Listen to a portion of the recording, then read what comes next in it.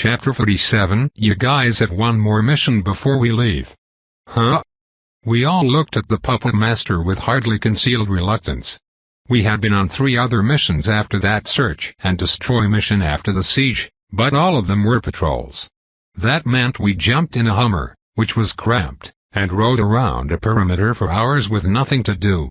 It was boring and all was ended with stiff limbs. Not to mention, Umara and I weren't able to be all over each other since the others were around.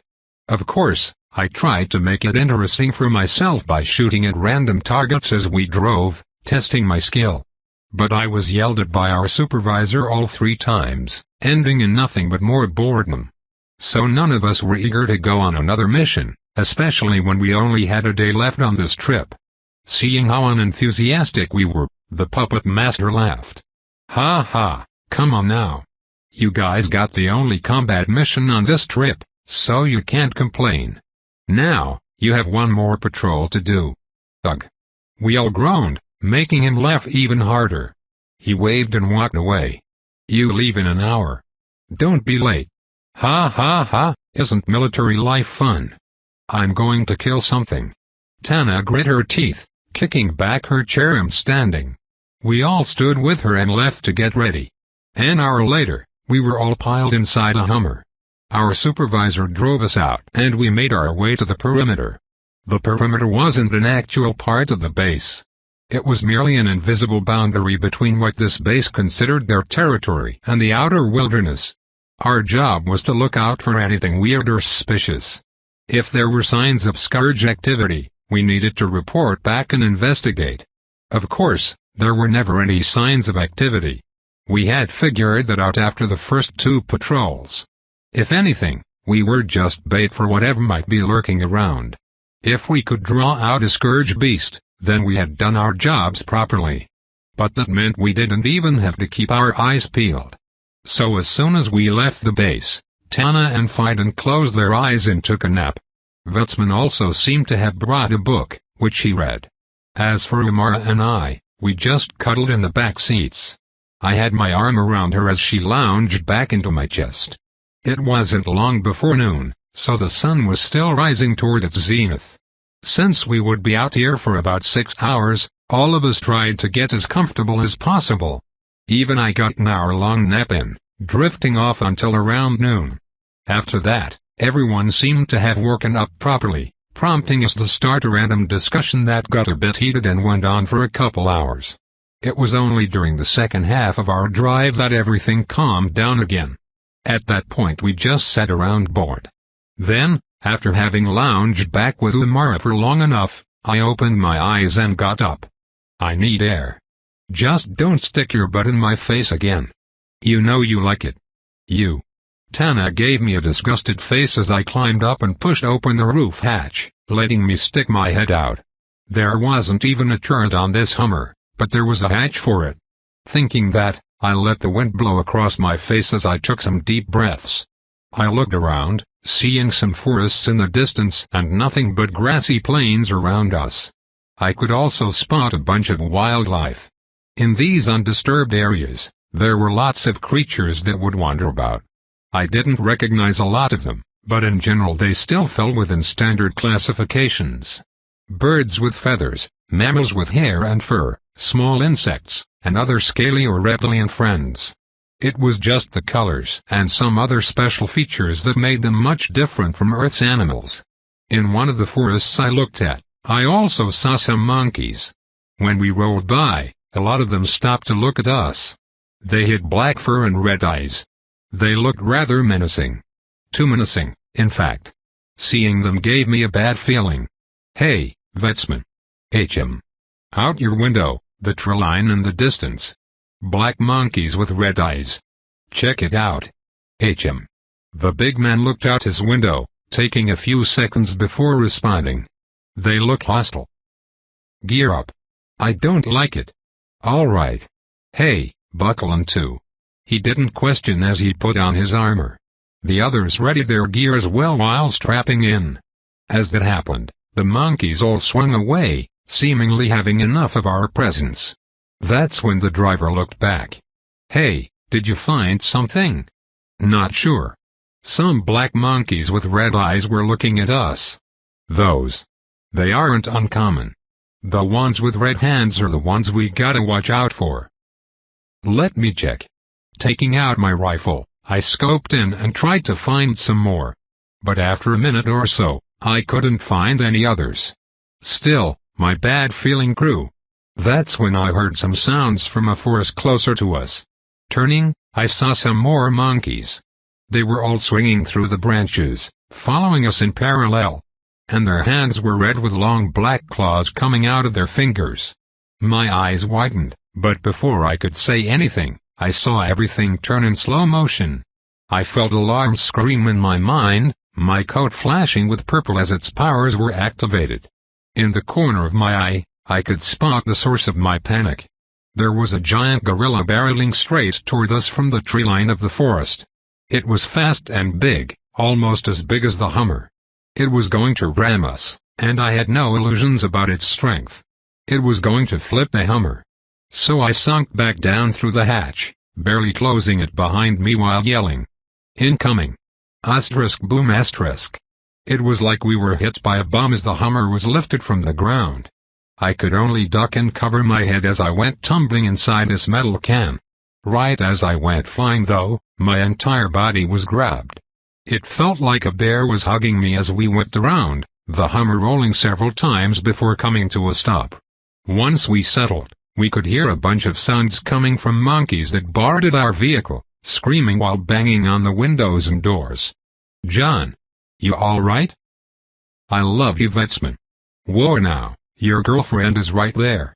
He chuckled while letting me go. Since the car was now on its side, I had to balance on one of the seats. The others unstrapped themselves as well, crawling around. That's when I had to close one of my eyes, feeling moisture crawl down my forehead. "John, you're bleeding." Umara climbed over to me, touching my head and coating her fingers in blood. There was a lot, so something must have split open. I did in fact have a headache now, but the adrenaline helped stave the pain. "I'm fine. Get ready for battle. I'm making a call." I spoke while bringing out my aerial, tapping it a few times before bringing up a profile. I called, and before long, I heard a voice. "John. What, are you that bored?" The puppet master spoke with amusement, but I didn't really have time for jokes. "We've been attacked."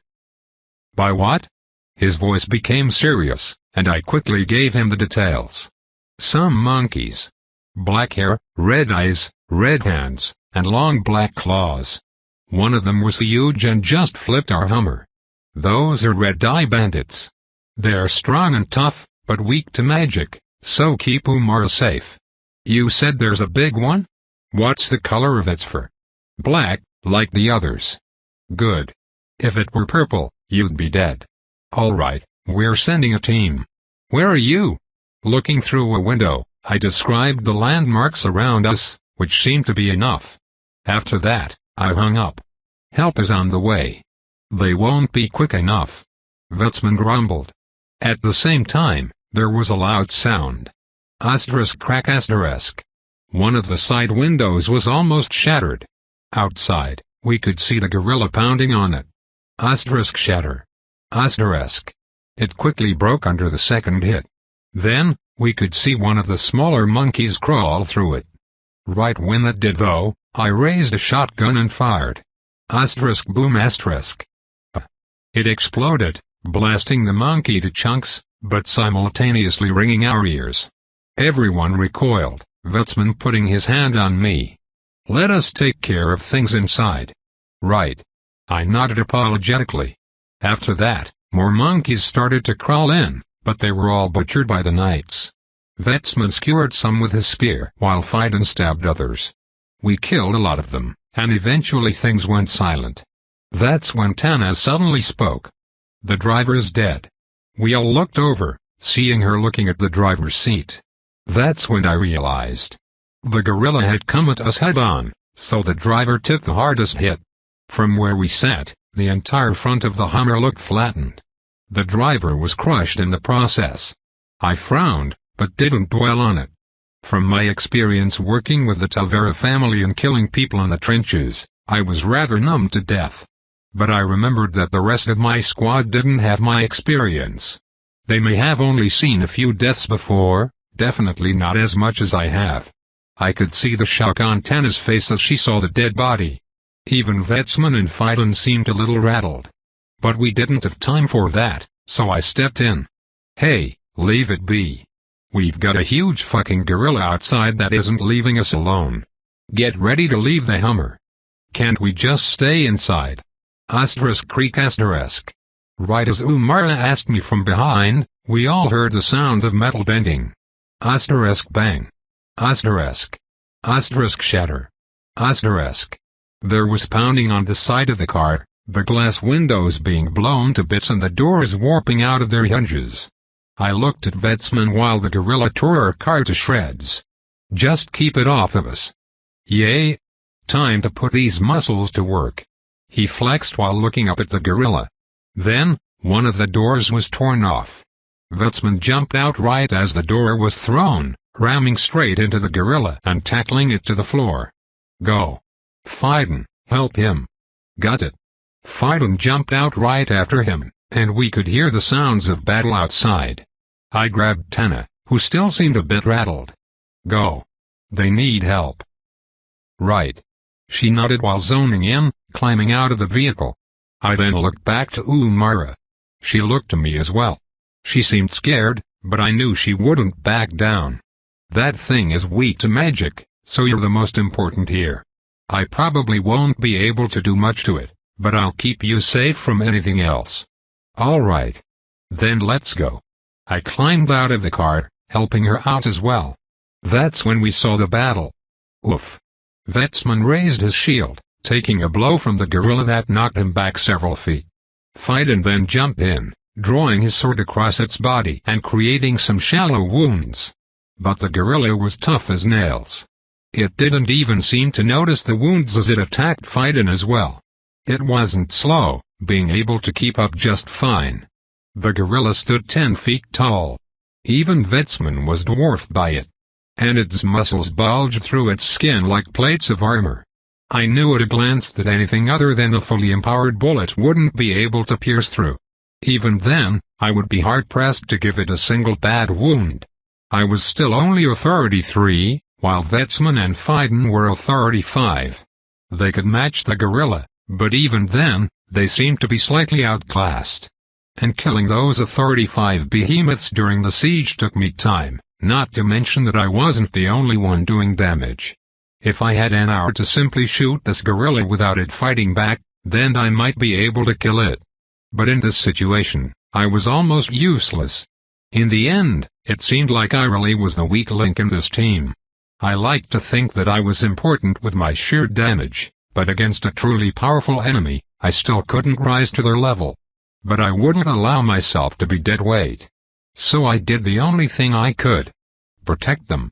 Let them work. I looked around, finding some other monkeys that tried to attack Fiden and Tana. Tana was working to fend them off while Fiden tried to help Vetsman despite getting attacked from behind. Umara was also attracting attention, and I couldn't let her get hurt. So I raised my shotgun and fired. Asterisk boom asterisk. I blasted a monkey that was heading toward Umara with my quad shotgun before turning and firing at another heading toward Tana. I walked toward the battlefield, letting off more shells at the annoying pests that tried to distract my teammates. I was completely focused, utilizing the powers of my coat sporadically even though it sucked down my stamina. I gave everything I had to defend them, because I could contribute nothing else. Only they could fight and kill the gorilla. So until I got stronger, I would stick to what I could do. And I naturally attracted attention with all the noise I was making. The gorilla couldn't do anything about it since Vetsman was fighting it to a standstill, but all the other monkeys could. There weren't many, but there was enough. Plus, they came from all directions, surrounding me and testing my reloading speed. I was practically throwing my shells into the 4 barrels. Running and dodging while firing to keep the monkeys from tearing my throat out with their claws. But I couldn't keep everything at bay. Eventually, one got over to me just as I ran out of ammo. I lunged at me, its claws digging into my stomach. They were no different from knives, so blood immediately spilled. Taking that opportunity though, I summoned a peacekeeper and pressed its barrel against its head, pulling the trigger. Asterisk bang asterisk. Asterisk slice asterisk. Its claws fell out, my blood going with it. It made me feel sick, like my life was spilling away with the blood. But adrenaline was one hell of a drug, so I used it to push through the pain and continue. I used the remaining bullets of my revolver to fend off anything close before reloading my weapons and firing more rounds. Corpses stacked around me as I did so, and the number of monkeys started to dwindle. But at some point, I felt myself cough, causing blood to pour into my mouth. Weakness came over my body for a moment, causing my aim to falter as I fired. The monkey that took my shot was only injured as it continued toward me and attacked my leg. It grabbed my thigh, its claws digging in like a vise and drawing even more blood. I barely managed to retrieve my revolver as I fell, firing and killing it. But there were two others, the last of them that seemed to be emboldened by my fall. They attacked, and I managed to shoot one, killing it instantly. But the other landed on me, its hands going for my neck. I wrapped my arm around my neck though, taking advantage of my coat's defensive properties. So instead of cutting me with his claws, the monkey slammed down relentlessly, beating my arm and chest with blows that felt like sledgehammers. It also clawed around, doing anything it could to kill me. I felt it carve up my face and hands, but I did anything I could to keep it from hitting something that would assuredly end my life. I didn't panic, even as I could feel death getting closer. I just kept defending myself while attempting to kick or push it off. Everything happened so fast. My mind operated even faster, making everything seem like slow motion. But a creature such as that monkey, which had strength and speed so far above mine, moved faster than I could keep up with. If I didn't have my coat that could hold me together and protect me, then it would have ripped my limbs off and torn my neck out. It was amazing. I had killed 24 of these monkeys just for one that slipped through to put me on death's door in a matter of seconds. How were summoners supposed to fight like this? No wonder they were regarded as the weakest. At least warlocks had barriers to protect them. If not for my squad, I would be nothing. Those were my thoughts as I suddenly felt the monkey get yanked off of my body, the next moment accompanied by a sickening crunch. Chapter 48 John. Vetsman, Phidon, and Tana heard Umara's scream from behind. They had been so preoccupied with the gorilla that they hadn't had the time to look back.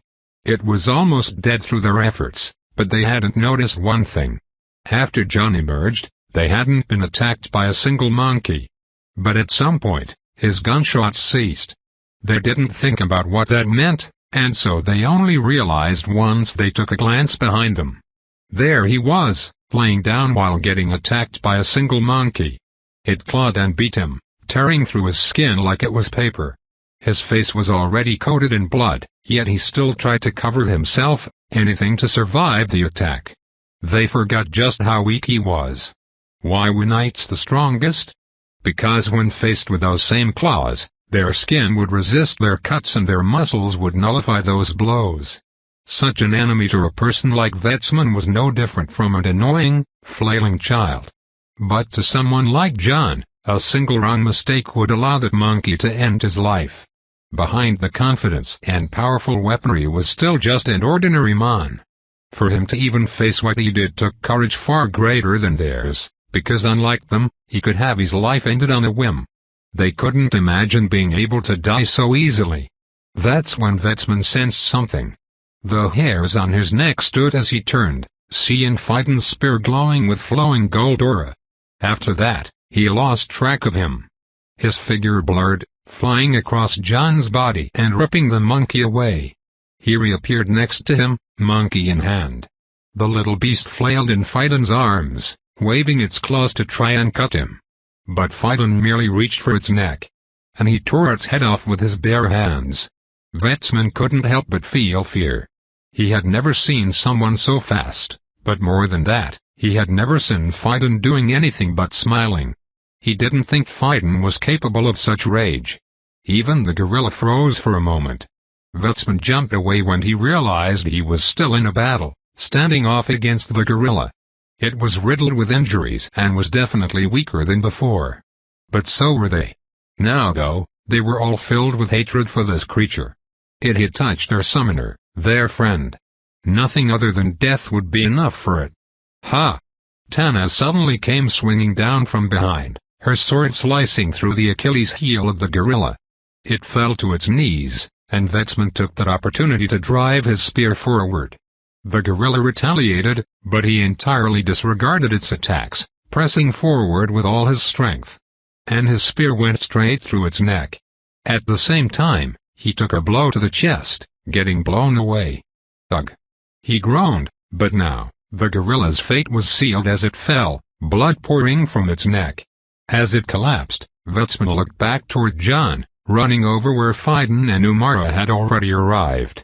Phaidon had the medkit, taking its contents out as Umara packed the wounds. She had opened his shirt, revealing several stab wounds where the monkey had clawed his stomach. His face also had several lacerations across it, as did his hands which had lost a few fingers. Umara cried as she grabbed more fabric to soak up all the blood. Shit! It won't stop bleeding. Wait, move. Vetsman suddenly knelt down, removing the packing in John's stomach wound. Sure enough, after opening the wound, he found a long black claw sitting inside. These monkeys shed their claws inside their victims. It's basically poison, making them bleed more. Here. He pulled the claw out with his fingers. Then, Umara repacked the wound. Vetsman went to his other wounds as well, taking out 2 more claws in his leg and 1 poking out of his rib cage. After packing the major wounds, Umara also started cleaning up his face. She never stopped crying, even as she checked him for any other injuries.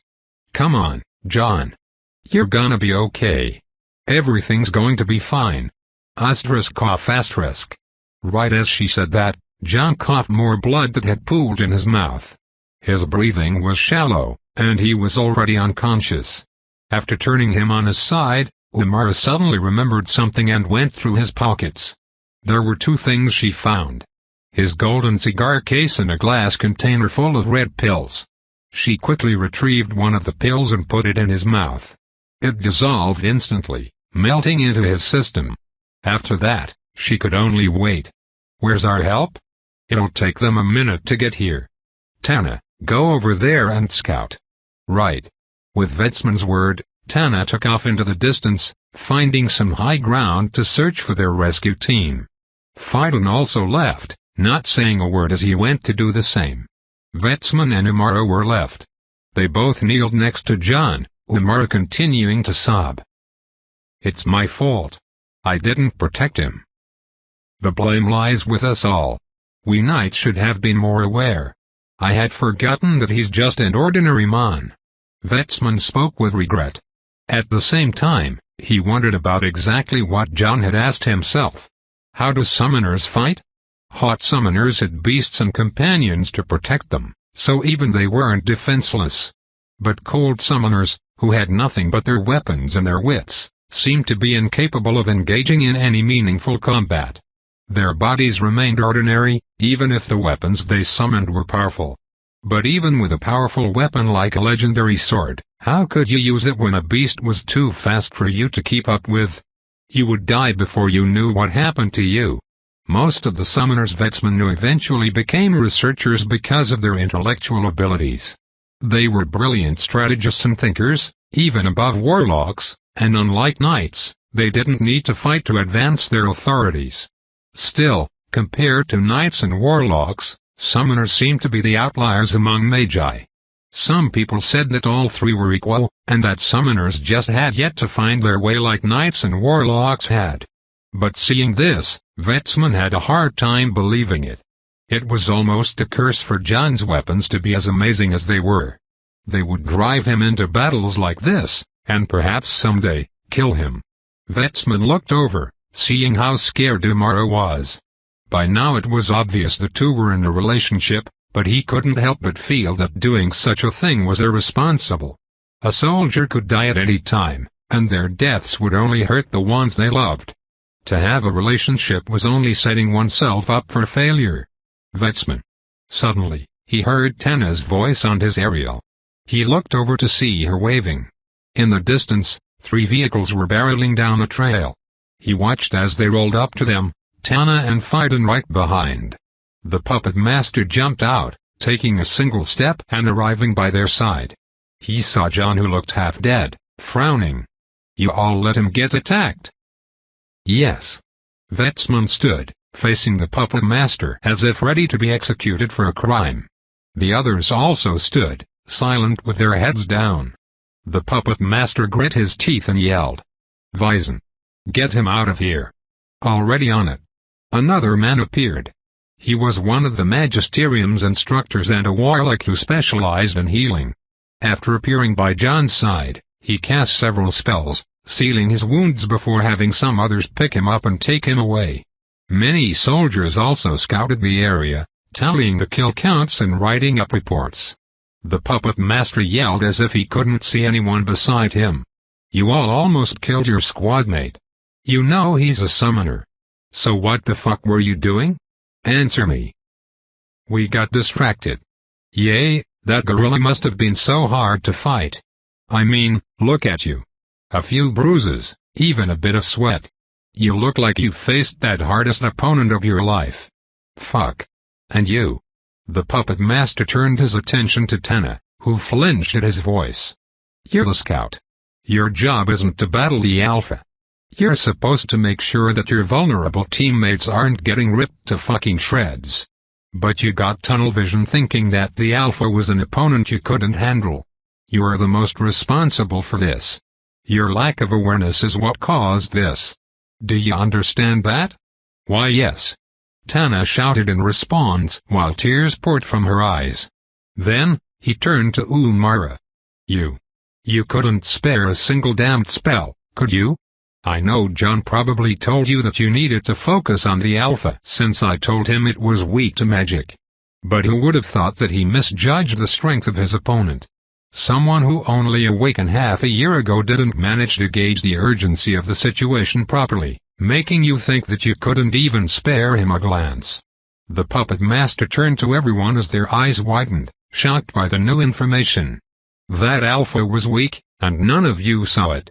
You all got so caught up in the heat of the moment that you all seemed to turn into brain-dead rocks. Umara has a quarter of her mana left, Fiden doesn't have so much as a single scratch, Vetsman's shield is still intact, and Tana isn't heaving for air on the floor. All of you could have done more. You could fight a second one and come out on top. And yet, the weakest one out of all of you almost died. You couldn't spare a single damn second of attention or strength to make sure he wasn't getting his face eaten. To think that the summoner has more balls than all of you. To think he managed to kill 29 of those monkeys by himself while getting wounded and protecting you all. To think that I almost lost one of my students today because I put him with an incompetent team. I expected more from all of you as the highest-ranking elites in the school. Now board the trucks. We're going back. After grilling all of them on both sides, the puppet master left and boarded a Hummer. The others did as well, not so much as uttering a single word the entire way back. Ugh. Shit. When I finally woke up, I was hit with a wave of hunger. It felt like I hadn't eaten in days. Not only that, but I couldn't open my right eye. So my left eye opened, taking in the sights of the hospital. "Oh, he's awake." I hear an unfamiliar voice call out, making me cringe at the loud sound. "Hey, can we tone it down a bit? John." Son of a bitch. I held my throbbing head when the puppet master yelled. But I didn't get any reprieve when he started his rant. "You dumbass. What the hell were you doing putting yourself in the position to get hurt like that? Are you trying to die? You know very well where your limits lay and you went out there anyway." "Yay, well, I was just trying to contribute." I refuted as my headache faded, feeling a bit of indignation. I'm not as strong as the others. As soon as we were faced with a real enemy, I found myself useless. So I did what I could and made sure that everyone could fight without fear that they would be attacked from behind. I was doing my job, and I messed up, getting hurt in the process. Please, you talk as if you aren't a part of the team. I already gave the others a lesson on what they did wrong, because this should never have happened. But you're not blameless either. We both know that you're not useless, so stop spitting bullshit. You putting yourself out there like that jeopardizes the integrity of your team. If you had taken even a single measure to keep yourself protected, you could have turned that quick battle into a protracted one, even if it was at the expense of more energy. And if you hadn't been injured, you could have done the same job even better than you did while also being able to help after all the small fry had been eliminated. We didn't have that kind of time though. Vetsman was getting thrashed and even Fiden had a hard time cutting that beast. It needed the full focus of our team or we would have been overwhelmed.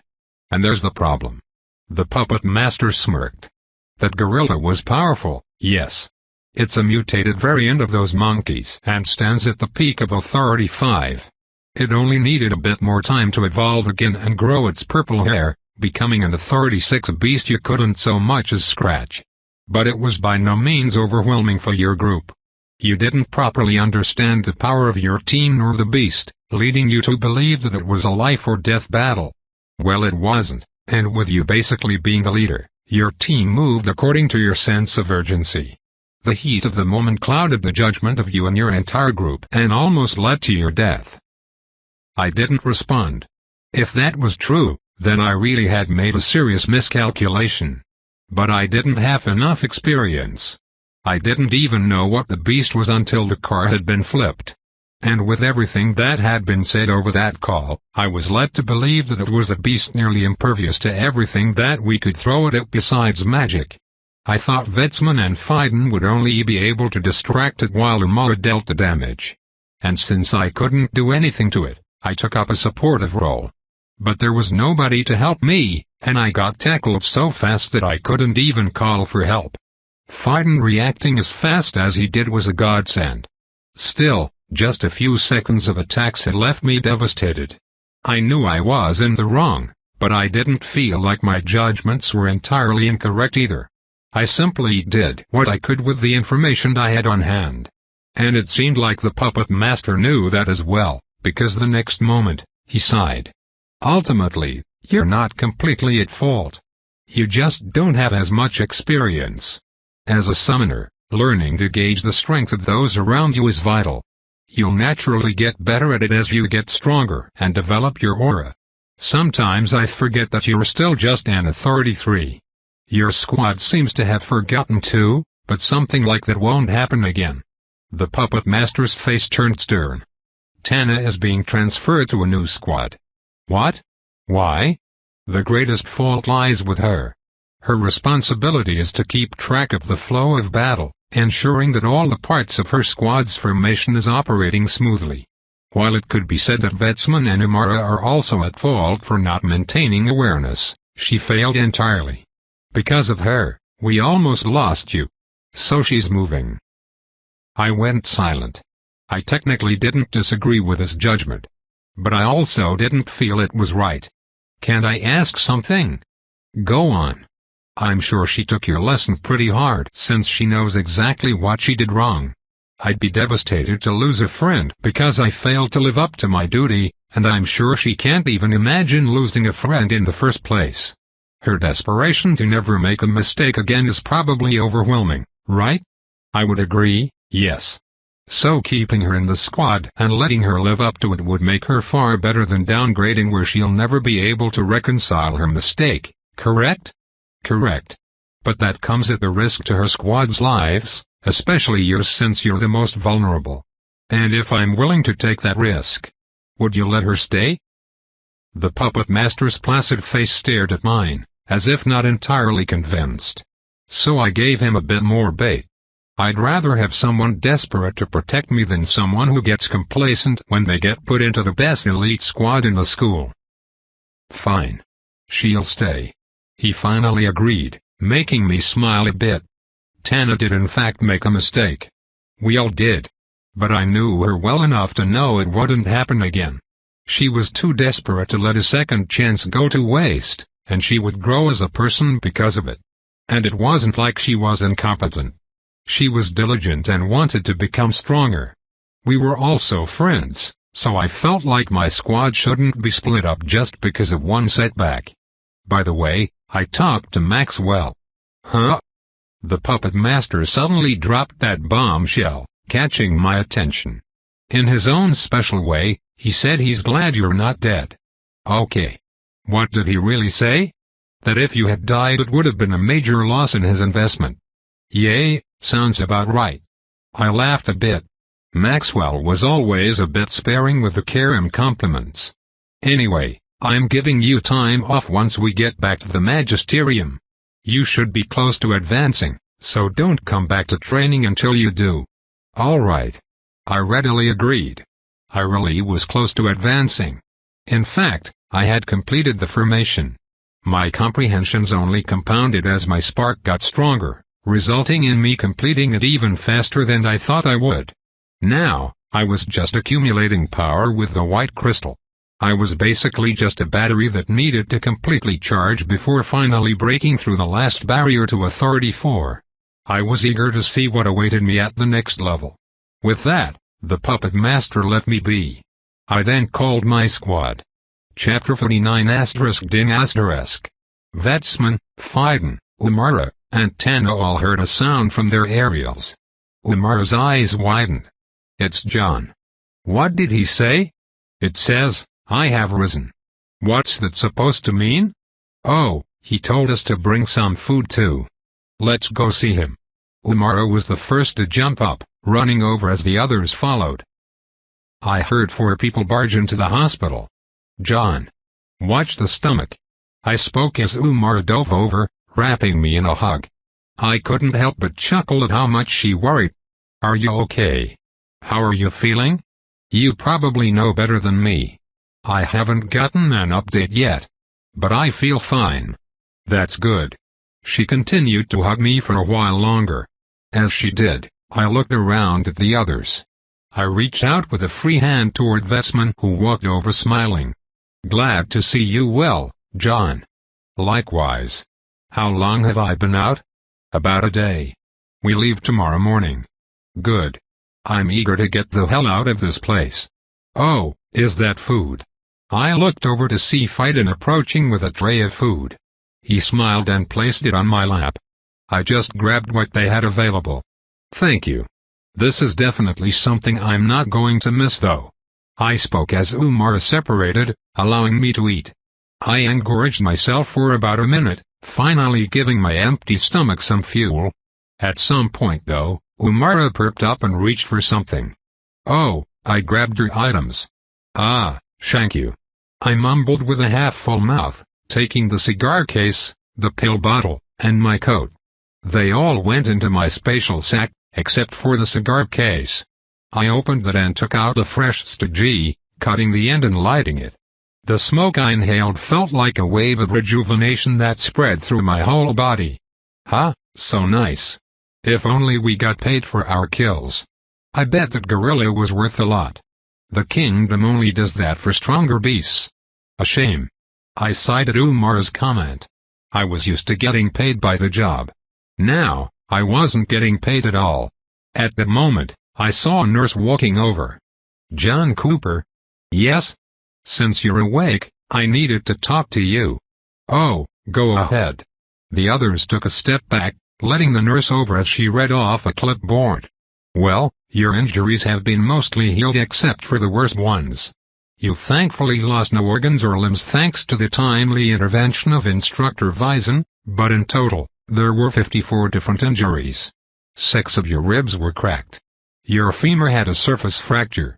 We found 31 lacerations across your hands, face, chest, stomach, and legs. And on top of the major bleeding caused by 12 stab wounds, there were some infections caused by the poison of the monkey claws. You also lost 3 fingers that we were able to reattach with no issue. You've recovered from everything very nicely. The only thing you need to worry about will be the scarring. Oh. Well, I've got enough scars anyway. Who cares about a few more? Healthy optimism.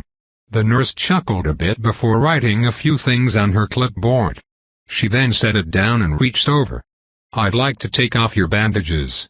The injuries on your face should have sealed by now. Okay. I nodded as she started undoing the white wrapping that covered half my head.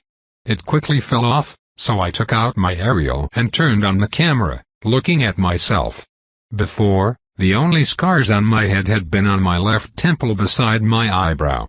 But now, there were a few others. There was another on the left side, going from my cheekbone to my ear, drawing across it almost like it was cut in half. That wasn't even the most obvious one though. By far the most noticeable were the two deep scars running down the right side of my face. They ran in parallel, going from my forehead and down my eyebrow, slicing across my eye and cheek before ending at my chin beside the corner of my mouth. What shocked me the most was the fact that I even still had my right eye. Even the nurse spoke about it. "You're lucky, Mr. Cooper. Even your eyelid was split open, but those claws still missed your eye by a hair's breadth. Otherwise you'd be half blind right now. I think a few prayers are in order for that miracle." "I think you're right." I let out a long breath, thinking how devastating it would be if I lost my good eye. Inwardly, I gave a quick thanks to my guardian angel before smiling. "Well, that's a few more for the collection. How do I look?" I faced Tamara while pulling her onto the bed with me. Other than those two across my eye and the one across my ear, there were a few shallow scars that would fade with time. All of it was enough to call my face disfigured, but I didn't mind that much. It didn't seem like Tamara did either, as she gave me a shy smile back, her face a bit red from my bold move in front of everyone. "It looks good. You're still just as handsome. Yeah, you're cute when you're embarrassed." She went silent, placing both her hands over her face. I could almost swear some steam came off her burning ears. But she still leaned into my chest. It was hilarious how contradictory this girl could be. Anyway. The nurse interrupted with a weird smile. "The other wounds on your body still need some time to fully heal. You shouldn't have any problems functioning normally, but if you do, tell someone. You may also feel soreness when moving. That's normal and will fade as you heal. And if it wasn't obvious, please refrain from strenuous activity for at least the next few days. You should be completely fine within a week if you take a recovery pill once a day. Other than that, you're free to go. Your other bandages can come off whenever you want them to." "Got it. Thank you." "Of course." The nurse left with that. Afterward, I dressed and left the hospital with the others. But I split up while walking to go back to my room and clean up. I first took a shower. There, I took off the bandages around my torso and leg. Both of them revealed some nasty scars far worse than the ones on my face. It looked like there was a small crater in my stomach right beside my abs, like someone had carved out a chunk of my body. There were also some deep lacerations across my chest. Of course, these were only additions to several other scars, but they were definitely the worst. The ones on my leg were also nasty. The nurse was right about the soreness too. Just walking felt like I was hobbling on a broken leg. The monkey that left that wound had basically torn out some of my muscle. It had grabbed my thigh with those claws and pulled, meaning it both stabbed and sliced. The wounds pictured that scene rather clearly. There weren't any stitches to worry about since the wounds had sealed, thankfully. So with that, I finished showering. After grooming myself a bit, I dressed in some fresh clothes and took a look at my coat. It was still stained with blood, so I got to cleaning it, which was easy enough. Technically it was self-cleaning, but sometimes it needed a bit of help. I just had to wipe off all the crap that refused to leave, which in this case was all the dried blood. Soon, it looked brand new. So I slipped it on and went back out. I spent the rest of the day with my squad, all of us hanging out. I could tell that everyone still felt bad about what happened, but I did my best to reassure them. And I suppose Tana felt the worst, seeing how the puppet master basically pinned my near death on her. But that would take a proper talk to reconcile. For now, we just appreciated each other's company for our last day on base. After that, night came. And with that, our day of return arrived. The fourth-year class stood before Commander Bosnan. It was good working with you all this past month. It's fortunate that we're all leaving here in one piece. Despite all of us being shocked by a sudden siege after just the first day, You all stepped up and provided valuable manpower. Because of you guys, we've only lost a single soldier this entire month. For that, we thank you. Now go ahead and head home. You've earned a break. Thank you, Commander. The instructors shook hands with the man before we all boarded the rail. We were free.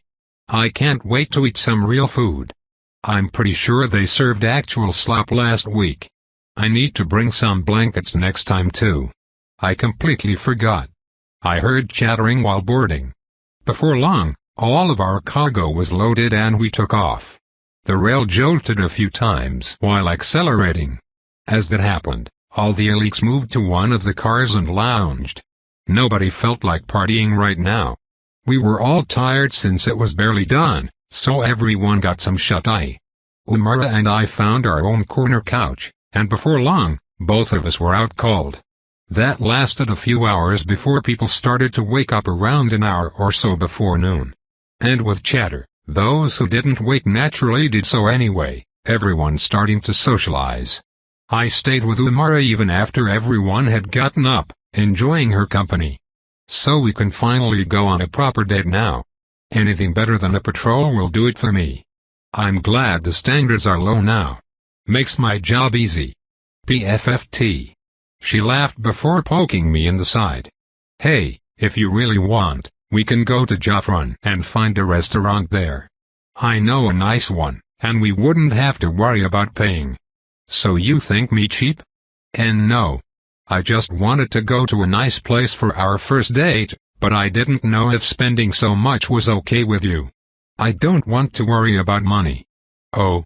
I suddenly like you even more. She went silent, covering her face with both her hands. It made me laugh. Seriously, how cute could this girl be? I pinched her side, causing her to flinch. Don't worry about the money.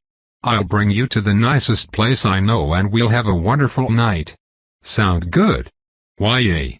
When? Give me a day or two to settle back in. As soon as I tie up some loose ends I'll let you know. What loose ends?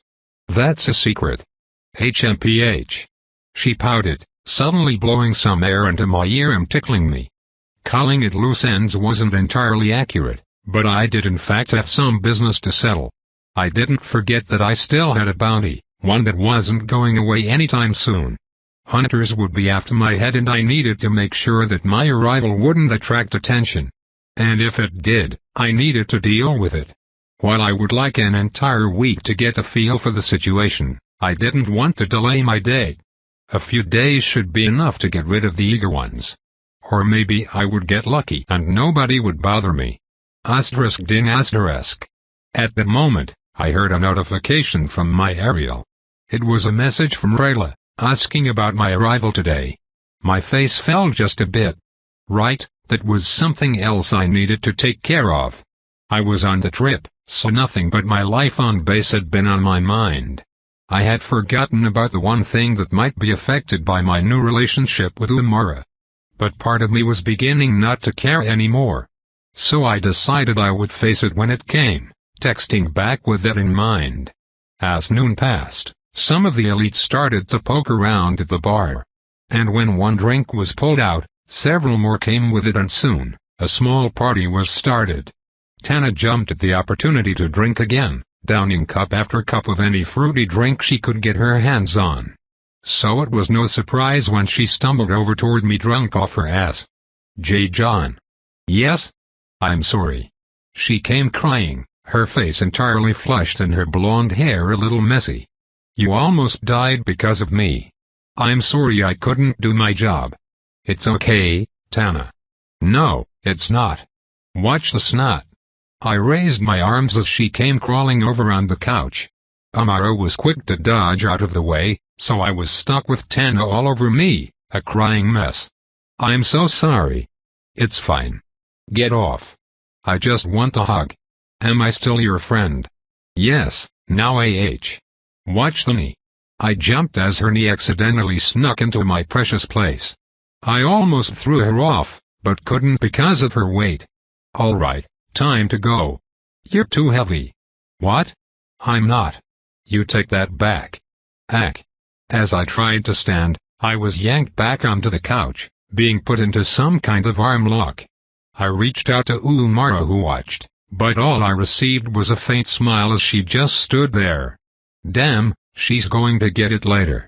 And so I struggled, only being freed several minutes later when Vetsman wrestled Tana for me. I laughed as they went to the floor, Tana seeming to completely forget about her apology to me. Well, I guess that was our proper talk. Whatever to ease her mind. I wasn't able to find Umara after straightening myself out, so I went to the bar where Fiden sat, looking like he was brooding. I pat his shoulder and sat next to him. So I have you to thank for saving my sorry ass. There should never have been any saving. But there was. And thanks to you, I get to go home. He was silent, obviously not wanting to accept it. And I understood. It was a given to save your dying teammate, but the situation should never have devolved to that point in the first place. So saving me was, in a weird way, actually something to be ashamed of. We were both silent while I ordered a drink. After taking a sip, I spoke again. Look, I've taken full responsibility for everything that went wrong. But you didn't do anything wrong. Au contraire, my brother. I quite literally walked myself in that situation. I misjudged several things and took it upon myself to take unnecessary risks when there was no need to.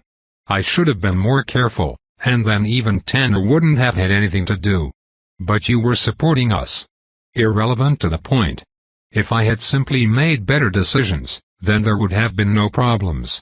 Plain and simple. Trust me, I got a niffle from the puppet master too. Since I've been kind of acting as the leader of our squad, it was my actions that led to this outcome. So even though it was me, I'm responsible for what could be considered the near death of a squadmate. That's also why I'm going to take a step back. I explained, taking a sip of my drink as Fiden thought about my words. Then, he looked at me weirdly. What do you mean, take a step back? I mean I'm going to drop the whole leader thing. I'm pretty sure it's supposed to be Vetsman anyway. He's got more experience and a better grasp on how things work, so for all our sakes I'm going to make sure he's the one giving orders from now on.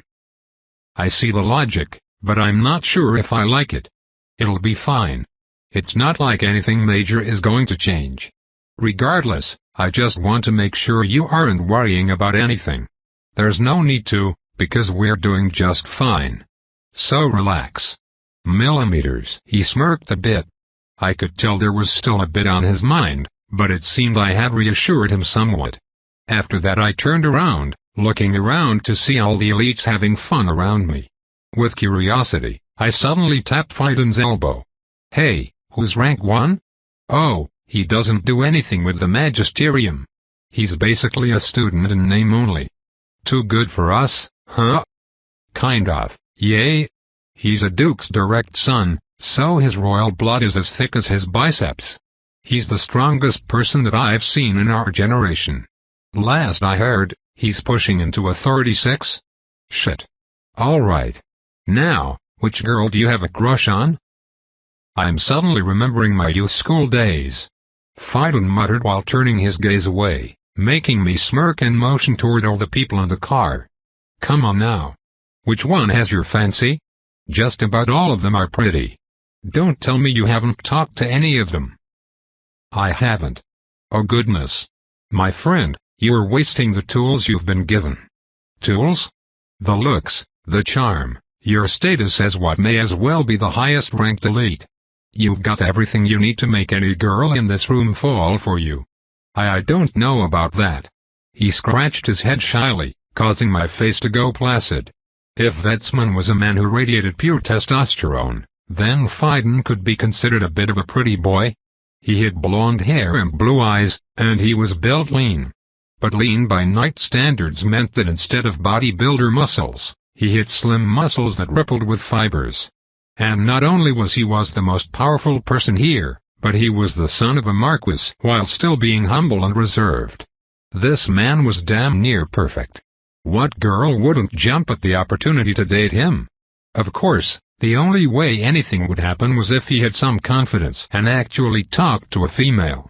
So it seemed I would need to help this poor man out of his shell. Alright, time to get you buzzed since I'm not even sure if you can get drunk. Once you're a bit looser we can bring some females over for you to talk to. I don't really think there's a need for that. A relationship would only get in the way of our training, right? My God. It's even worse than I thought. Here, drink this entire bottle. But my parents will be waiting upon arrival. I can't be drunk for that, can I? Fiden, my good friend. I looked the man in the eyes. Let it be known now that I'm not a good influence. However, life is not all about training and doing what's right. It's also about having fun, which can often involve being a little naughty from time to time. So long as you don't knock a girl up, you'll be just fine. I mean, what's the worst that can happen? Daddy grounds you for having fun with your friends. I think the trade is worth it. Asterisk-ling asterisk. I put a bottle in his hands and clicked my glass against it, taking a swig. He stared at the bottle for a few seconds, and seeing his hesitation, I yelled, "Drink it, nerd." Fine. Chapter 50. Ugh, yay, I'm stopping there.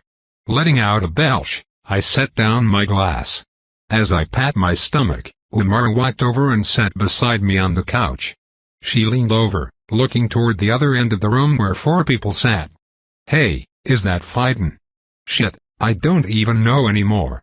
I waved and let out an exasperated sigh.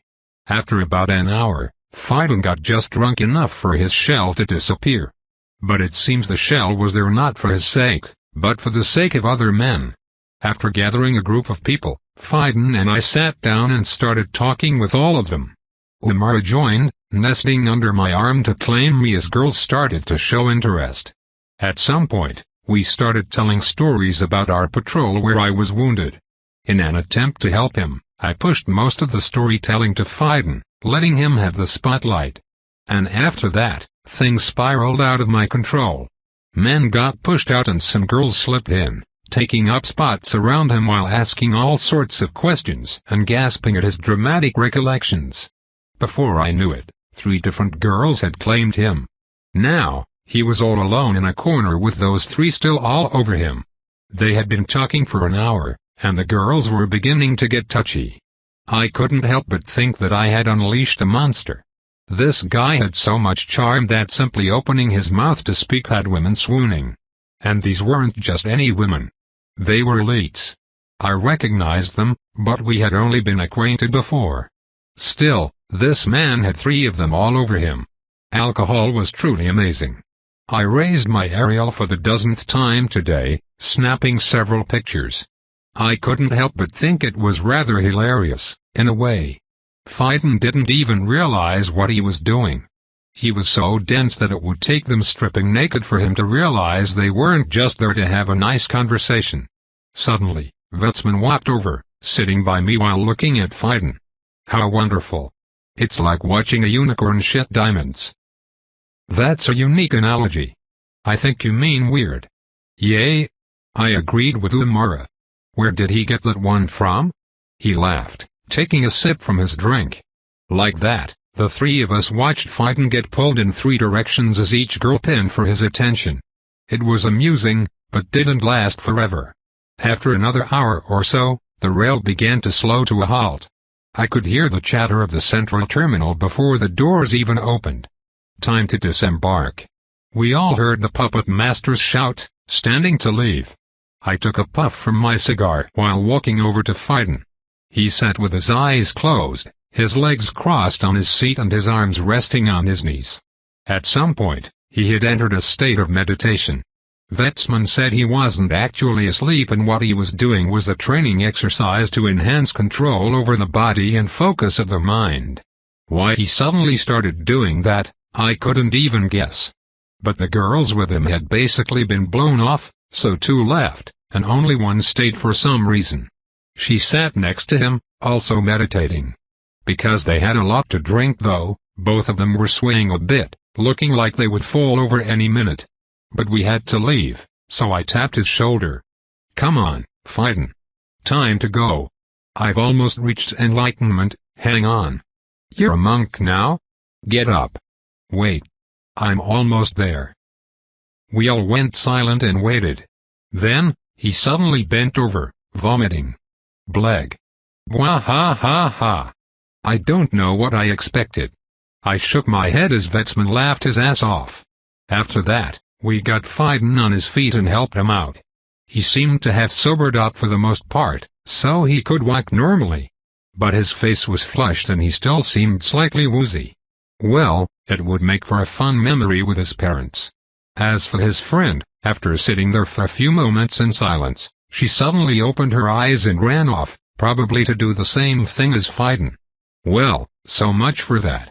With Fiden, we walked out with the rest of our class.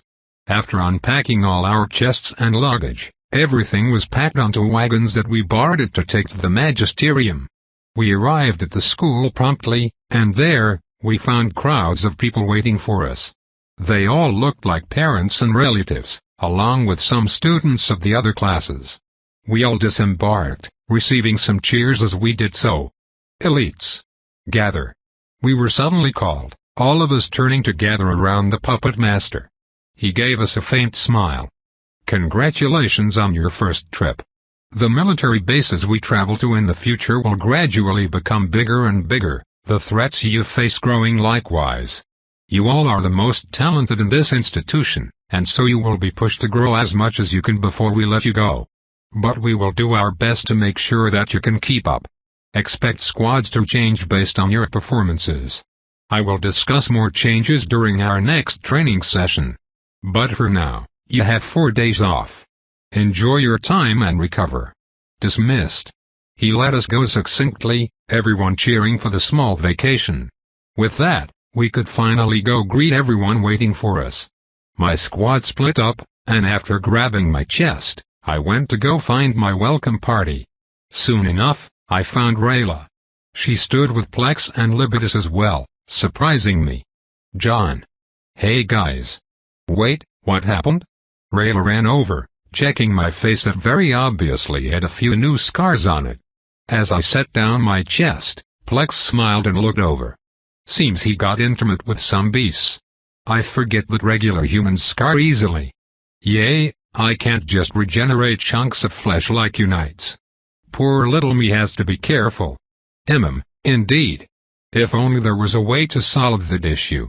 He shrugged, as if helpless. It made me narrow my eyes at him.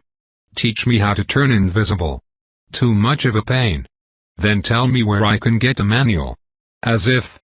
Tisk, cheap ass. Heh? He chuckled. After brushing Plex off, I gave Libitus a brief hug. Good to see you, John. Are you alright? I'll be completely healed in a few days. Nothing lost. That's good. What gave you that? He pointed to my face, causing me to run 2 fingers down the scars. I think they called it a red-eye bandit. Those monkeys? They are known for ambushing caravans. They can be vicious. I'm honestly surprised you didn't get your face ripped off. My squad got to me in time. Seems you're in good hands then. Millimeters, I nodded, but then, I looked at Rayla. She had a stern face as she jabbed me with her finger. What did I say about keeping yourself safe? That it was generally advisable. Don't play smart. From what I can see, you almost died. Those bandits have poisonous claws that shed as they attack their targets. I can see scars around your fingers, meaning they got cut off and reattached. And it'll take you a few days to recover even with your cigars. I can assume that anything gone any worse you'd. I was silent, my smile having faded into nothing as she continued. I was beginning to see a pattern with her, one that I'm not sure I liked. She stopped herself though, and after taking a few deep breaths, settled down and gave me a hug. I'm glad you're safe. That's all that matters. HM. I returned it lightly, hearing Libitus sigh in the background. Wait, Mom. Right then, I heard a familiar shout. Separating from Rayla, I turned around and saw Umara walking toward us. In front of her was Duchess Taria, the city lord of the city of Jafrun. I suppose I had forgotten that Umara was her daughter. No wonder she offered to go to a restaurant in Jafrun. With her mom being the city lord, she could go wherever she wanted. The Duchess walked up to me. She stood only a few inches shorter than me, but she seemed much more overwhelming.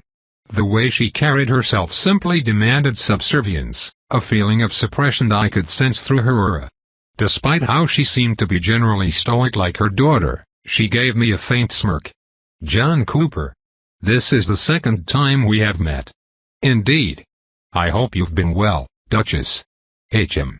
I came today simply to make sure my daughter was okay. I didn't expect for her to want to introduce me to her new boyfriend." "Mom." I saw Umara flush from behind her mother, looking toward me with half apologetic and half embarrassed eyes. It put me in an awkward position too. Rayla was here and I hadn't been planning to break the news like this.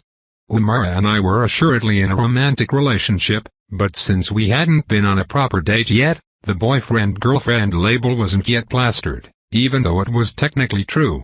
Well, I knew she was fine with it being said, but I was beginning to understand that this Duchess had no sense of subtlety. I gave the Duchess a smile. "I hadn't realized Umara was your daughter until well after our meeting, ma'am." "Did you pursue her after she told you?" "Well, I pursued him first," Umara shouted, standing between me and her mother defensively. "I did it, so you can't say anything. Your actions surprise me, dear. But that changes little. This matter cannot be decided on so simply. How do I know this charming young man hasn't seduced you due to your status as my daughter? Perhaps he used his rugged looks to his advantage while sweet-talking you. A woman would be hard-pressed to resist that." "Mom, please." Umara looked like she was going to cry as her mother continued speaking. And I also couldn't help but smile weirdly. "Come on, lady. At least try to hide your preferences." But those words about Umara's status as her daughter brought up a few questions. Inwardly, I tried to recall the various titles of nobility. I never deigned to pay attention to the pompous adventures of the British crown, so I wasn't entirely sure about the order of ranks or the titles the wives would hold, or if it was even the same in this world. "Duchess, is that a count's wife?" They both have C's in them. Curious about my conjecture, I leaned over toward Umara and asked, "Hey, what level is a duchess at? Is it like, count equivalent?" "Huh?" This time, she was the one who looked at me weirdly. I raised my hands in defense. "I don't know the levels of nobility." "You're kidding, right? Everyone knows them. Even village kids know them. It's the first thing they teach in school. I just got the male and female titles mixed up." "You're lying." Suddenly, the Duchess spoke up, interrupting us. Her eyes were narrowed at me. "I refuse to believe you don't know what my title means. I can confidently say I would bet my life on it." "All right." She smiled and raised her hand. Then, an impossibly complex spell formation appeared above her palm, spreading into hundreds of layers before collapsing into a single circle that flashed with overwhelming power. "This is a spell that will detect if you're lying. If it determines that you have, then it will kill you." I'd like to rephrase my earlier statement. "So you admit you're lying?" "I'm not, but I don't know if your spell will kill me due to a misinterpretation. I can't say I'm a very lucky person, so I'd rather not take the chance regardless of the circumstances." "Fine. It won't kill you." When she said that, the spell greatly diminished in power, though remaining just as complex. I sighed, but then she made another stipulation. "If you want to pursue my daughter, you must answer 3 of my questions truthfully. If I don't get satisfactory answers, then I'm putting a halt to this relationship." "Mom. You can't do that." "I can and I will." She ignored Umara and held out her hand in front of me. I looked at her with a neutral face. And with a grumble, I put my hand in the spell. At that moment, I felt a jolt throughout my body. I felt my aura flare out as an odd power surrounded my mind, feeling like my every thought was being read. Question 1. I snapped out of my daze as the Duchess asked, "Do you understand where my title lies among the ranks of nobility?" "No. I never cared to learn the titles of nobility because it didn't concern me. I know them briefly and know that Duchess is a female title, but don't know the male equivalent." If I knew the male equivalent, I would know where it fell among the ranks because I generally know the male titles. */*. The spell glowed blue, causing the Duchess' eyes to widen a bit. I assumed blue meant that I told the truth. More ignorant than I thought. Next question. She moved past it, asking again. You still knew that she was my daughter and that I am the city lord of Joffrun. Are you pursuing my daughter because of her status, my wealth, or my power? No. While it's impressive that she is rich, I would never date her or any other girl just because of that.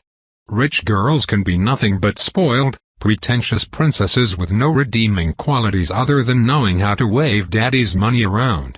From what I've seen, Umara is nothing like that, and I find that both relieving and attractive. As for you, I barely knew you were a warlock when I first met you, let alone how powerful you were. It didn't even cross my mind until a minute ago when I got confused about your noble title. */*. After I stopped talking, the formation flashed blue again. This time, the Duchess was smiling a bit at my answer. But she still moved on to the next. Alright, last question. Your intentions seem pure, but I question your seriousness. Do you pursue this relationship simply because my daughter is beautiful and you seek her virginity, or do you seek a long-term commitment with the prospect of marriage? Mom. That's too much. Umara almost screamed, her face turning entirely red. But I simply looked the Duchess in the eye as I answered. I don't fuck around with my relationships. More than anything, I've wanted a woman who would love me and support me just as much as I loved and supported her, as generic as that may sound to some people. If we reach that point in the future, and enough time passes to affirm our compatibility and cement our relationship, then there's no reason why marriage wouldn't be in the cards. */*. I saw yet another blue glow, smiling to myself. Sure, Umara was beautiful and I'd be lying to say that I didn't want to get intimate with her. But like almost every man, I've always wanted a mutually loving relationship that could become something more than just a temporary fling or a sex friend. Unfortunately, that seemed to be hard to find while I was on Earth as a college-aged male. The Duchess hummed while dispersing the spell. Fine, I've heard enough. Dear, could you please get off the floor? We both looked down, seeing Umara curled up in a ball on the ground, her head completely covered by her robes. I barely held back a laugh as the Duchess sighed. I'll be in the city for today, so I'd like to see you for dinner, daughter. I'll be here at 8 to pick you up. And you? She turned to me, making me stiffen a bit. I won't interfere, for now. We'll see how you handle being in this position. But regardless, keep my daughter out of your business, please. Rest assured, ma'am. I don't really work anymore. But I did want to bring her to a restaurant behind the Black Spider Hotel. Depends. The Caviar Restaurant. Oh. Fine, I'll allow it. She waved, almost looking pleased that I had chosen that one. With that, she took her leave, saying she had business to attend to. And it was only after she disappeared that Umara finally pulled herself off the ground. Plex also nudged me with his elbow. Hey, what did you talk about? She isolated the sound. Nothing. Yeah, right. I saw the light detection spell. Nothing that concerns you. Fine. Now, who's the girlfriend? He looked at Umara as she dusted herself off, doing her best to look like nothing had happened. Seeing Plex, she smiled and put her hand out, her face still rosy. Hello, I'm Umara. A pleasure to meet John's friends. Oh, they're his friends. I'm just his boss. Still, it's a pleasure to make your acquaintance. Plex smiled and shook Umara's hand, his words making my brow twitch as I kicked him in the shin. When he backed away, Umara greeted Libitus and Rayla as my girlfriend. It seems that after the Duchess' line of questioning, there was no more suspense about where we were at, so she openly went with it. But she spoke with none of the embarrassment or shyness from earlier. I could see what looked like her noble etiquette kick in as she carried herself professionally and relatively confidently. Still, I could also see the surprise on Rayla's face. And I couldn't help but stress a bit. This wasn't how I was planning to do this at all. Chapter 51. After greeting everyone, Umara smiled. "It's great to meet you all. I've never seen any of John's friends or family before." "Oh, we haven't either. I think he's just a loner." "Would you shut up?" I kicked Plex again as he trash-talked me, making him jump and back away. Rayla spoke. "We all work with John at our company." "What company?" "Divine Distribution. We deliver cargo, messages, what have you." "I see." Umara nodded as her smile turned to more of a curious grin, causing me to smirk. This girl, always trying to poke deeper into my business. There was no way she didn't know that what I did wasn't normal since even her mother mentioned it, but now she had more people to pry information from. Not that she could do much with a company name. Anything she could find officially wouldn't tell her anything. Rayla suddenly smiled, looking between Umara and I. "So, how long has this been going on?" "Oh, only a few weeks. We haven't actually been on a proper date since we've been on a military base, but I think we made it work. The closest thing to a date we had was fending off a horde of scourge beasts. And you got injured there too. I'm starting to think you're a magnet for trouble." "What can I say? I do my job well." I smiled and shrugged, causing her to pinch my arm. Rayla chuckled a bit. "Well, I'm happy for you guys. It took you long enough, John." "Yay, I was starting to think he was messed up in the head somewhere. This guy passed up every damn girl we put in front of him." Plex smirked from behind Libitus, causing me to shake my head. Umara just laughed. After that, we had a few more conversations before Umara and I were let go. We still needed to go back to our dorms and unpack. The two of us walked back together after grabbing our chests. We didn't talk much, but I had a lot on my mind. It was easy to fake pleasantries, so I wondered how Rayla was handling the news. We had been close, definitely closer than good friends should be. But we hadn't gone past a certain line ever since we slept together. It had been long enough since then, but there had always been a bit of suspense between us. Now, that was all dashed away with Umara's appearance. Not that it was going to be any other way. I had a lot of time to think during the trip, or more precisely, fill my mind with things other than the emotional conflict between Rayla and I realized that there was no use in putting off the inevitability. I wasn't going to date or marry Rayla. Maybe I didn't want to accept it before, and so I convinced myself that perhaps it might happen. But I could have made it happen at any time over the past several months. There were countless opportunities to shatter the thin barrier between us and engage in a proper relationship. But I didn't. I didn't want to, even though I hated myself for that. Now, I was pursuing Umara, and she unintentionally showed me exactly why I didn't pursue Rayla. It seemed that whenever I was with Rayla, there was a dark shadow hanging over both of us. Sure, the two of us were mature and carried ourselves as such, making for a rich relationship. But the shadow was too much for me. It was selfish, but if I wanted the best for myself, then I wouldn't find it with her. On the contrary, Umara and I only seemed to have fun while still being able to engage each other intellectually and emotionally. And we still had a long ways to go in regard to our intimacy, which only made me excited. I had already decided that I needed someone who was at my level, who fit me better.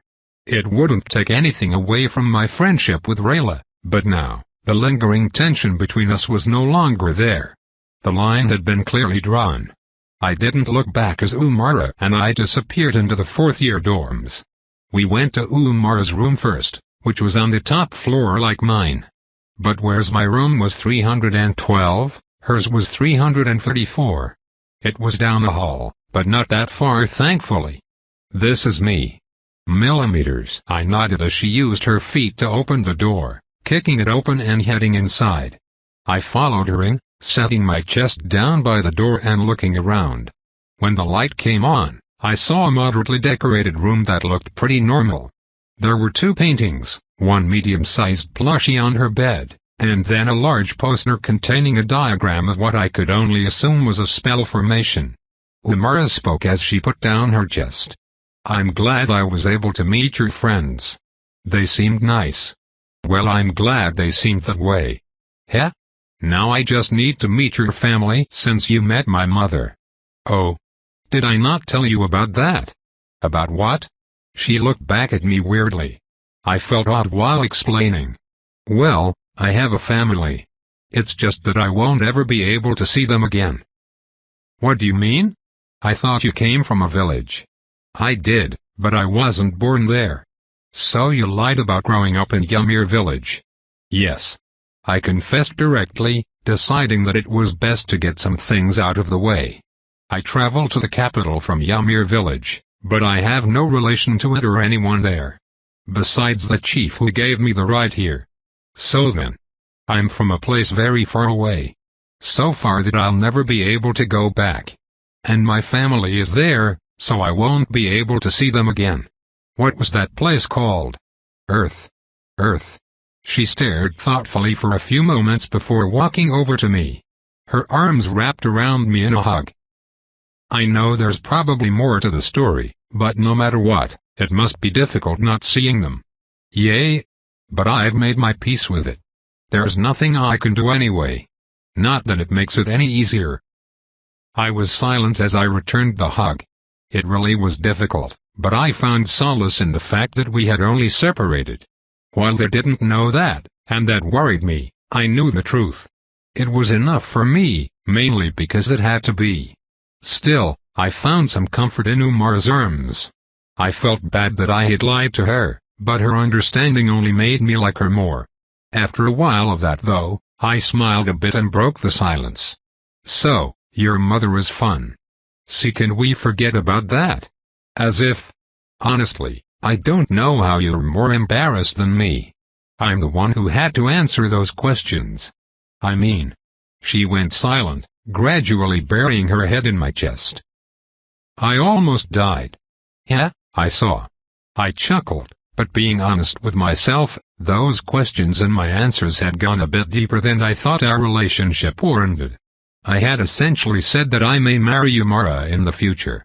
For the sake of even being able to try, I didn't hesitate to lay out the truth like that. But it could be said that we had taken a rather big step just then, laying everything out on the table so clearly. Suddenly, Umara backed away, her ears red and her head dipped. All right, go and unpack. I need to meet my mother soon anyway. Fine. We separated after she turned me around and pushed me out. So grabbing my chest, I went back to my room and settled down. After that, I decided to run some errands and say hi to my mentor, as well as see if I couldn't start baiting out any latent threats. Umara jumped face first into her bed after John left, kicking her legs sporadically while squealing into her pillow. Her mind was entirely filled with what she heard earlier. After being so embarrassed by her mother that her blood boiled in shame, she listened to John speak words that made her heart flutter and breath hitch. It was so overwhelming that she curled up on the floor and buried herself in her robes. She couldn't help but fixate on that one word, marriage. She barely kept up as her fantasies flew out of control. She wasn't even able to look John in the eye. Even just hugging him made her feel tingly. Her last resort was pushing him out to give herself some room to process her spiraling emotions. That, and she needed to prepare for dinner with her mother. Dressing up took time, so she unpacked while thinking about everything before coming down and picking out her clothes. But she encountered a conundrum. She went through all her dresses, some of which were stored in spatial sacks, and tried on 6 before she caught herself. With every dress, every piece of jewelry, she pictured herself walking down an aisle. How would it look beside him? Is it too noble for his tastes? Would our colors match? Before she knew it, she had spent an entire hour debating the validity of every dress she owned for a scenario that only had a chance of happening years in the future. At some point, she could only pick out her nicest black dress, feeling it was barely satisfactory. And after putting on some light makeup, slipping on her earrings, and wrapping a bracelet around her wrist, she put on a fur coat and left her room. On the way out, she passed by John's door and knocked, but to no avail. He was gone on what she could only assume was a business. With a sigh, she left the dorms and arrived at the gates, seeing a large carriage. Jumping inside, she sat across from her mother who was similarly dressed. The Duchess looked her daughter up and down. Did you dress for the dinner or for him? I just dressed nicely. Asterisk rumble asterisk. The carriage rolled as Umar shouted exasperatedly. She was beginning to reach a limit today. Sensing that, the Duchess smiled and looked back down at her Ariel. On the screen was a picture of John along with a bounty of 40,000 coin. Below that there were several details about him. More specifically, the Duchess paid attention to one number. Estimated kill count, 108. Before the Duchess, there was no hiding. Over the course of just 2 hours, she had already collected nearly every piece of information there was to know about John Cooper. But everything she saw only made her more curious. A kill count recently surpassing the triple digits, a number that probably didn't match the true number, despite only being a 33. Then there were the weapons he used to carry that out. But more interesting than that was the complete lack of background. He had appeared out of nowhere. Even villages had to take a consensus and submit records to their ruling counties. But there wasn't a single record of John's existence. And that wasn't even considering that he was nothing like a village boy should be. Anybody who came from those backwater establishments was uneducated, unrefined, and poor. But John wasn't any of those things. Although he didn't carry the air of a noble, he still knew his manners. Then again, he was more ignorant than she initially thought, since he didn't even know that the title of Duchess was equal to that of a duke, the highest noble title only under the king himself. Of course, after her interrogation, she confirmed that his intentions with Umar were pure enough. In fact, compared to some snobby noble boys, she quite liked him. But his background was a complete mystery. She had at least wanted to know where he came from, but the only name she found on record was Ymir village, and he most assuredly didn't come from there. She wanted to interrogate him more, but she also knew when she was overstepping. She held herself to certain standards and, as a duchess, wouldn't stoop so low as to force the information out of him. As for everything else, well, she had already found it. A delivery man who had a relationship with the Tavera family and was employed directly under the notorious Plex. Admitted to the school as a fourth year under the recommendation of Maxwell Albarrane, a name she was very familiar with. There was even a piece of information mentioning the golden key he obtained from the keymaster of the Black Spider Hotel, as well as interacting directly with Son of Son Industries. It was like the kid was a walking magnet for notoriety, interacting with some of the most famous underground names out there. Of course, he also fought tooth and nail to keep his life under those circumstances, but there were many others who had died due to far less. Which brought her more interest in his summons and his power. Training under Maxwell for less than a year had brought him up to a 33. And after just a few days at Calatrop Base, he had already become an elite, a most recent piece of news. Every detail painted an extraordinary picture, and the only thing that amazed her was that he wasn't more famous. Of course, if he kept on his path, that would change very soon. For now, the only decision she had come to was that he was worth keeping around, and that her daughter coming in contact with him was actually lucky. As she thought about those things, the mother and daughter arrived at the nicest restaurant in the capital, besides those behind the Black Spider Hotel. "Welcome, Duchess. Your table awaits." After stepping out, they were greeted and led to their table directly. For a duchess, there was no such thing as waiting or a lack of personal service. Taken to the top floor, they were given a private room that overlooked the nighttime capital city. It was a gorgeous view that even Umar couldn't help but take in with wonder. "So, tell me about your trip. I hear it was eventful." "I was. We were attacked a few times." Umar went on to recollect the events of the trip, like the siege, their search and destroy mission, and then their last patrol. In each event, she always ended up talking almost strictly about John's side of the combat. There was one detail that surprised the Duchess. "He can utilize his aura?"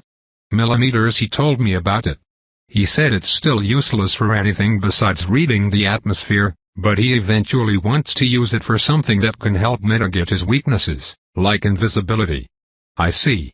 So his talent is up to standards as well. Seems you picked a good one." "Why, yes." Umar ducked a bit bashfully. The Duchess looked at her daughter while resting her chin on her palm as if scrutinizing. "Dear, do you truly like this man?" "Yes. I wouldn't pursue him otherwise." "I understand that. But you've always been rather apprehensive about dating.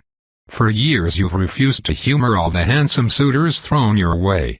And then 2 months go by during your 4th year at the magisterium and you come home from a trip with a new boy?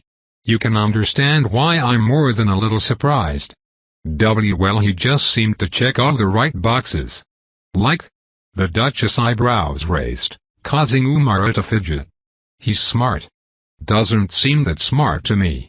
He's not from around here, so he doesn't seem to know much of the culture. But from what I've heard, he's shockingly well informed on lots of topics, even by our standards. It's why I never believed he was from a village." "And what has he spoken of?" "Well, lots of things. He knows about the human body, like how it's composed of billions of individual living things called cells. Oh, he also talked about light and said that there's such a thing as invisible fire. There was also some stuff about space." Umar described what seemed like a dozen different scientific concepts, and her mother was confused as much of the information was entirely foreign to her. As someone who stood at the top of the world, there was very little she didn't know about. She was someone who was more than able to push the limits of magical research and technological development. Even the most bleeding-edge science could be browsed on a whim. It was all well within her grasp. But she hadn't heard about most of what Umar mentioned, let alone how most of it seemed completely made up. Eventually, she shook her head. "Never mind that. Continue." "Oh, okay. Well, besides being smart, he's rather charming. We can talk for hours. He's also strong for someone who isn't a knight. And he's kind of fearless." Umar glanced out the window and toward the city. "I've never seen him scared of anything. Even when our Hummer was flipped, he was the calmest one, even though he's just a summoner. Even when he was attacked and almost killed, I didn't sense an ounce of fear. Almost like it had nothing to do with him. Sounds reckless. I would say that for every summoner who dares to step foot on the battlefield." The Duchess didn't refute, smiling with unreadable thoughts. Tobe continued,